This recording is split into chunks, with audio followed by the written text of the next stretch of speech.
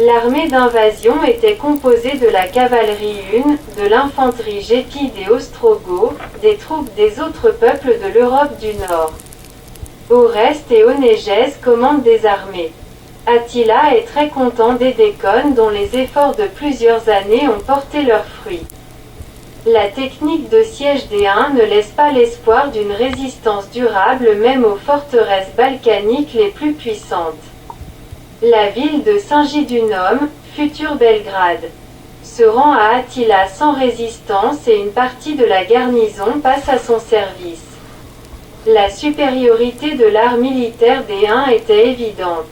Par exemple, leurs généraux participaient au combat très rarement, mais dirigeaient les opérations des positions en arrière des troupes. Ils ne jouaient pas le rôle de chefs héroïques. Ordinaires alors parmi les barbares.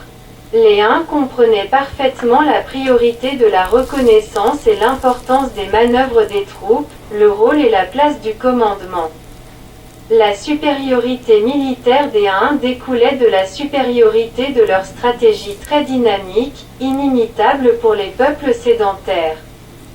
Les forteresses étaient bloquées de telle façon que même les messagers solitaires ne pouvaient pas passer inaperçus par les patrouilles des cavaliers.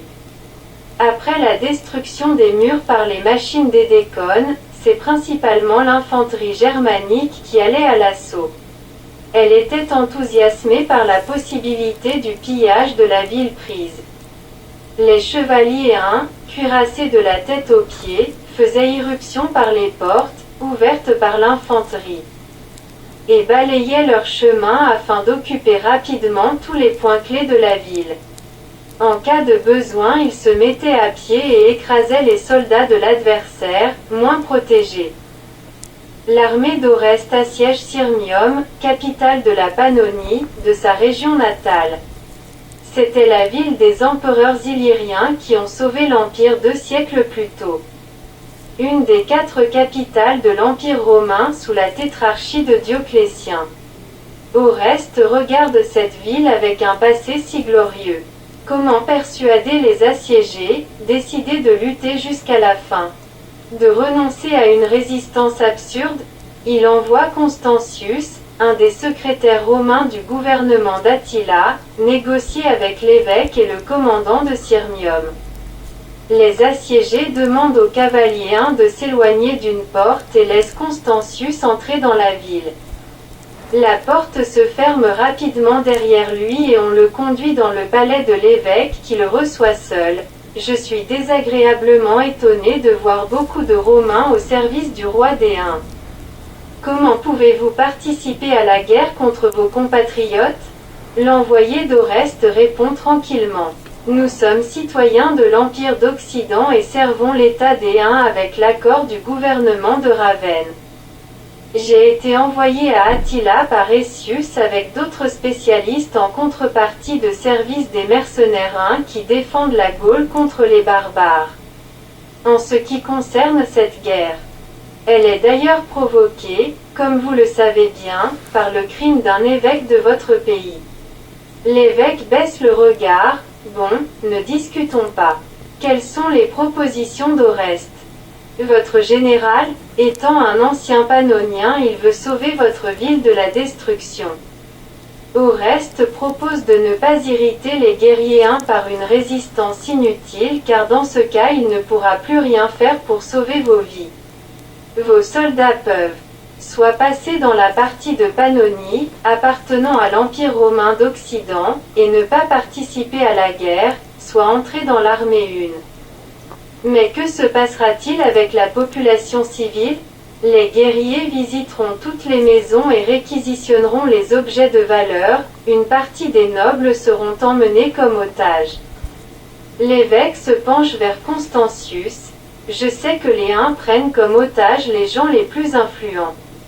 Ainsi je suis presque sûr d'être parmi leurs otages.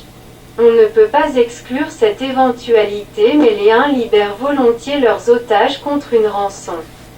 Un gouvernement spécial sera probablement créé pour gérer les territoires romains occupés. L'évêque se lève. Restez dans cette salle, je discuterai les propositions d'Oreste avec le commandant. En attendant, vous pouvez lire les livres saints. L'évêque revient assez rapidement et invite l'envoyé d'Oreste à le suivre. Ils entrent dans une église. L'évêque se tourne vers Constantius, le commandant hésite. Je peux le persuader de se rendre si vous promettez me rendre un service personnel. Pourquoi pas, je suis à votre disposition pour toute affaire qui ne contredit pas mon statut. Pas du tout. C'est une affaire privée et charitable. Je veux vous donner ces vases d'église sous la condition que vous me rachetiez si je me trouve en captivité chez les Huns. Ou rachetiez d'autres prisonniers si je meurs. Constantius prend en main un des vases en or qui brille sous la lumière des bougies, admire ses décorations, le tourne lentement. Je serais honoré de vous rendre ce service, mais je ne peux pas prendre maintenant ces vases avec moi. Je ne sais pas comment agir.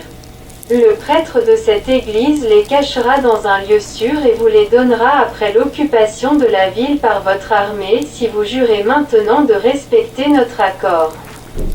Bien sûr, vous pouvez garder une partie du trésor en rémunération équitable de vos efforts. Constantius réfléchit un peu et jure, « Je jure au nom de notre Seigneur Tout-Puissant, que je vendrai ces vases sacrés afin de vous libérer de la captivité et, en cas de votre disparition, de libérer d'autres prisonniers. » À la joie d'Oreste, la ville se rend et la plupart des soldats se sont rangés sous ses drapeaux. Au bout de quelques jours, Attila arrive, accompagné d'Onégèse et d'Édécone, et entre solennellement dans la ville.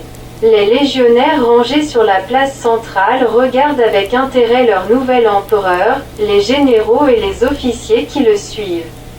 Le soir, dans l'ancien palais des Césars d'Orient, l'empereur joyeux dîne dans le cercle de ses collaborateurs les plus proches.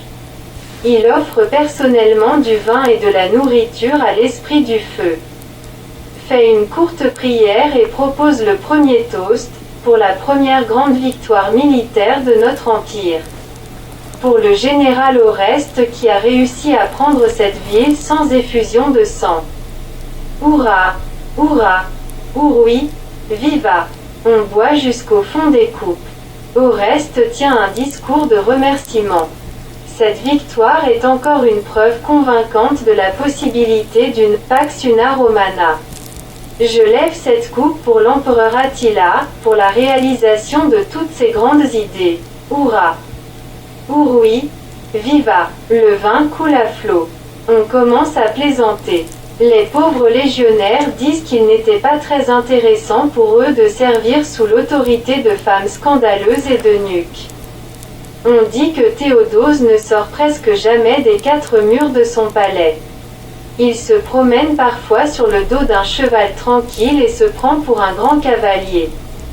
Vous souvenez-vous comment l'ambassadeur romain a failli tomber de son cheval pendant les négociations de la paix de Margome? Les pâturages les plus fertiles se trouvent au bord du Don. Non. Sur les bords d'Irtiche, l'herbe est plus savoureuse pour le bétail.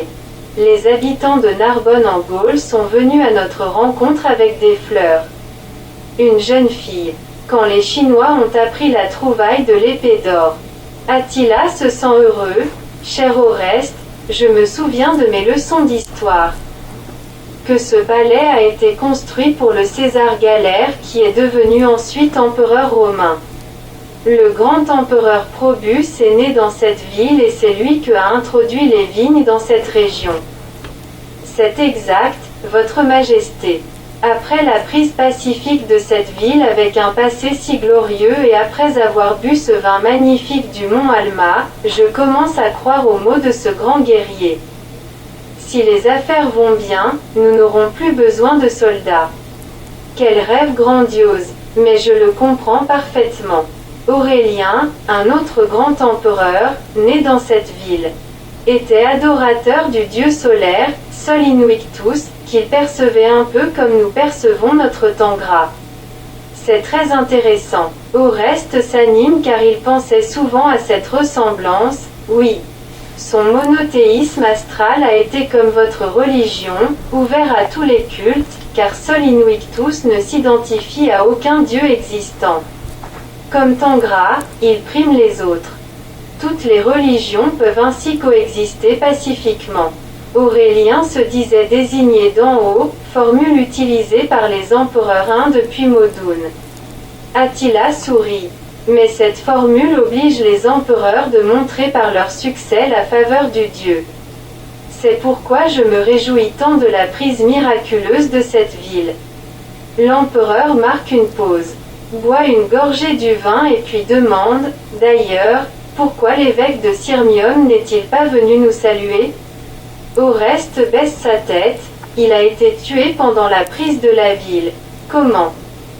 S'écrie Attila. Par qui? Je ne sais pas. Les circonstances de sa mort sont très obscures. Commencez l'enquête. Il faut trouver rapidement le coupable et lui trancher publiquement la tête. Je ne tolérerai pas que ce crime odieux reste impuni et porte un préjudice à ma politique.